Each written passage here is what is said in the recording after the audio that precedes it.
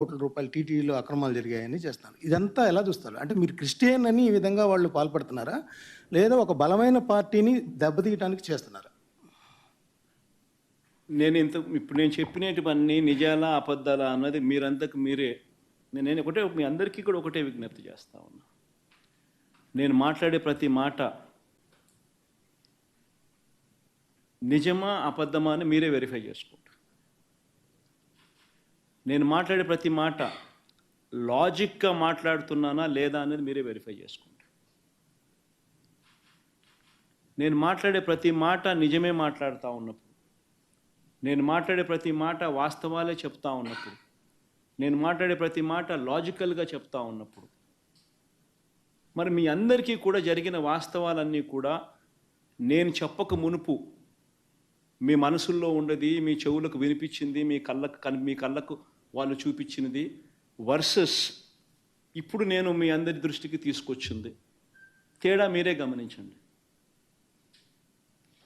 తేడా గమనించిన తర్వాత నేను మిమ్మల్ని అందరినీ కూడా కోరేది ఒకటి, రాజకీయాలు ఈ మాదిరిగా చేయడం ధర్మమేనా? రాజకీయాలు ఈ మాదిరిగా చేయడం న్యాయమేనా అని స్ట్రైట్గా నేను మీ మనస్సాక్షిని ఈ మాట అడగండి అని మిమ్మల్ని కోరుతా ఉన్నాను. Ask yourself, is this how you want politics to be? అడగండి. ధర్మం కాదు, న్యాయం కాదు. రాజకీయాలు చేయాలనుకుంటే ఏదైనా స్ట్రైట్గా చేద్దాం. సార్, మెడికల్ కాలేజీలు ప్రైవేట్ పరం చేయడానికి స్కామ్ ఉందని, ఎలాంటి స్కామ్ ఉందని? మెడికల్ కాలేజీలు నిజంగా కూడా 8,400 కోట్లకు సంబంధించిన బడ్జెట్కి అయ్యే ఖర్చులో ఆల్రెడీ స్థలాలు ప్రొక్యూర్ చేసినారు, అయిపోయింది. 2,400 కోట్ల రూపాయలు పెట్టుబడులు కూడా పెట్టడం జరిగింది. బిల్డింగులన్నీ కూడా చాలా చోట్ల అడ్వాన్స్డ్ స్టేజ్లో ఉన్నాయి. 5 చోట్ల మెడికల్ కాలేజీలు ఆల్రెడీ స్టార్ట్ అయిపోయినాయి. ఇంకొక 5 చోట్ల పూర్తిగా ఈ సంవత్సరము మనం కట్టిన బిల్డింగులు చూపిస్తే వాళ్ళు సీట్లు ఇచ్చే పరిస్థితి కూడా రెడీగా వాళ్ళు ఆల్రెడీ చెప్పడం జరిగింది. మరి అటువంటి పరిస్థితిలో ఉన్న ఈ మెడికల్ కాలేజెస్ను, గవర్నమెంట్ మెడికల్ కాలేజెస్ను నువ్వు అమ్మేయడానికి సిద్ధపడితే, ప్రైవేటైజ్ చేయడానికి సిద్ధపడితే దాని అర్థం ఏంది? అసలు ప్రైవేట్ మెడికల్ కాలేజెస్ అన్నది నువ్వు స్కాములు చేసి నీ దగ్గర వాళ్ళకు నువ్వు అమ్మాలనుకునే ఒక స్కామ్ చేయడం ధర్మమేనా? అసలు ప్రతి జిల్లాలోనూ ఒక మెడికల్ కాలేజ్ వస్తే దానివల్ల జరిగే మంచి ఏమిటి తెలుసా? ప్రతి జిల్లాలోనూ ఒక సూపర్ స్పెషాలిటీ హాస్పిటల్ వస్తుంది, టెరిషరీ కేర్ ఇంప్రూవ్ అవుతుంది. ఎప్పుడైతే ప్రతి జిల్లాలోనూ ఒక సూపర్ స్పెషాలిటీ హాస్పిటల్ గవర్నమెంట్ రంగంలో ఎప్పుడైతే కాంపిటేటివ్గా ఉంటుందో, అప్పుడు ప్రైవేట్ రంగంలో ఉన్న వాళ్ళు ఇష్టం వచ్చిన రేట్లు వేసి ప్రజలను ఇబ్బందులు పాలు చేసే కార్యక్రమం చేయలేరు. ఎందుకంటే గవర్నమెంట్ రంగంలో ఉన్న ఈ సూపర్ స్పెషాలిటీ హాస్పిటల్, ఈ మెడికల్ కాలేజు, ఈ మెడికల్ కాలేజు ఏదైతే ఉందో, that will become the super speciality hospital which is going to be competitive. ఈ కాంపిటీషన్ అనేది ఎప్పుడైతే ఉంటుందో అప్పుడు ఈ ప్రైవేట్ హాస్పిటల్స్ ఇష్టం వచ్చిన రేట్లు ఛార్జ్ చేసి పేదవాడిని ఇబ్బందులు పాలు చేసే కార్యక్రమం జరగదు. అది ఒక అడ్వాంటేజ్ అయితే, రెండో advantage the number of seats it will add. ప్రతి మెడికల్ కాలేజు 150 సీట్లు అదనంగా యాడ్ అవుతాయి. ఇందులో ఈ అదనంగా యాడ్ అయ్యే ఈ ప్రతి మెడికల్ కాలేజ్ సీటు ఆ హాస్పిటల్లోనే ఖర్చు అవుతుంది. ఆ హాస్పిటల్కే పెడతారు, ఆ మెడికల్ కాలేజ్ కోసమే ఖర్చు పెడతారు. ఆ కాలేజ్ బతుకుతుంది, ప్రైవేట్తో గొప్పగా కాంపిటీషన్ నిలబడగలుగుతుంది, పిల్లలకు మేలు జరుగుతుంది, ప్రజలకు మేలు జరుగుతుంది. అలాంటిదాన్ని నువ్వు నీ స్కాముల కోసం అమ్మాలనుకోవడం ఎంత మటుకు ధర్మం?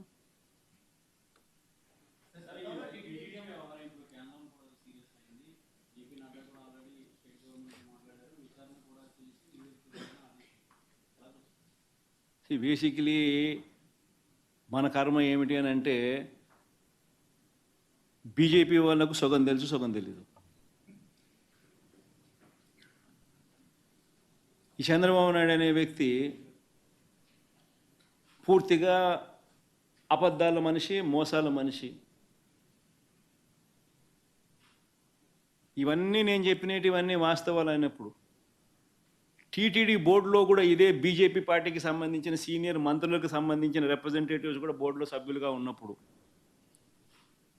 ఈ ప్రొసీజరు, ఈ ప్రాసెస్ అనేది వాళ్ళకి తెలియదా? కనుక్కోమని. తెలియకపోతే కనుక్కోమని చెప్పండి.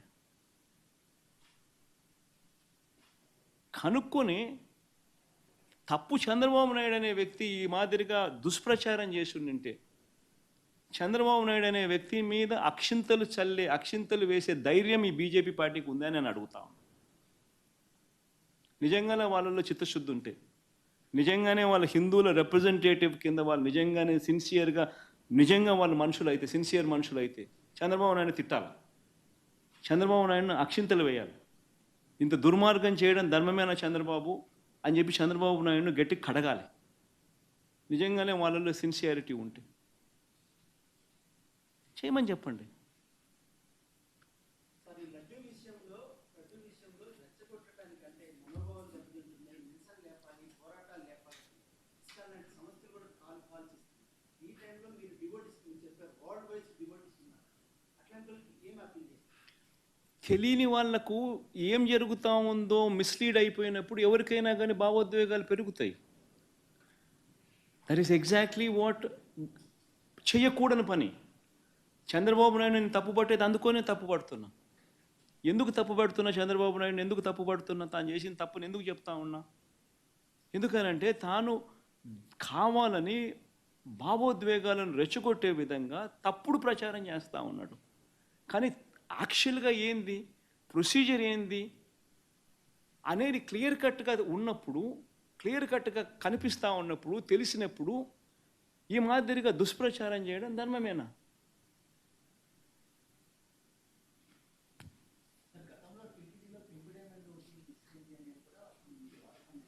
రమేష్,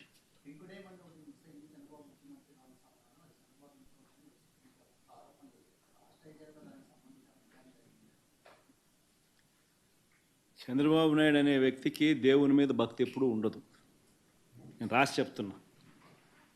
చంద్రబాబు నాయుడు అనే వ్యక్తి దేవుడిని రాజకీయాల కోసం ఉపయోగించుకునే అత్యంత హేయమైన మనసు కలిగిన వ్యక్తి. ఆ మనిషికి ఎప్పుడూ భక్తి లేదు, భక్తి ఉండదు కూడా. అటువంటి వ్యక్తి తన హయాంలో ఏదైనా కానీ చెడు టీటీడీకి ఏదైనా జరిగే కార్యక్రమం జరిగి ఉన్నా అది ఒక్క ఆయన హయాంలో మాత్రమే జరగగలుగుతుంది. మిగతా ఎవరి హయాంలో జరగదు. ఎందుకంటే ఆయనకు దేవుడు అంటే భయము లేదు, దేవుడు అంటే భక్తి లేదు. ఆయన